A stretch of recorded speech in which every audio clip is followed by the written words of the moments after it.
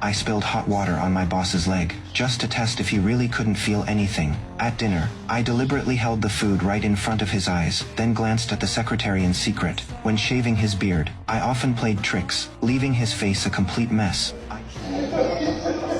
I never treated him as disabled, but strangely, despite my rough behavior, he never fired me. It even seemed like he enjoyed it. A month ago, I went to his house for an interview. Everyone else was waiting in line. I boldly walked into the room and asked him to sign a rejection slip, because if I got rejected 3 times, I could claim unemployment benefits. I never expected to get the job. When he asked if I had other goals, Il y en a une juste là.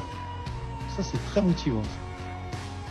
My honesty put him at ease. He decided to give me a 1-month trial, but my work included helped him defecate manually. That was hard for me to accept. I immediately protested to the butler. Even with my lazy work ethic, he was never dissatisfied with me. His friends warned him that I had just gotten out of prison with violent tendencies, that I came from the slums with no compassion, but he believed that was exactly what he needed. With his reputation and status, people always treated him with respect, especially after he became disabled, but I never treated him as disabled. This carefree, playful friendship was something he had never experienced. It went beyond work. It felt like we were old friends. He even bought me a suit, but the good times didn't last. My brother came to me injured. He had gotten into trouble with a gang. Working in that house was my escape, but I knew eventually I had to face my family responsibilities. I stepped outside to call my sister and told her not to let our mother know, but he overheard it. He realized that even though we had fun together, I still had my own family and life. If I chose to keep working there,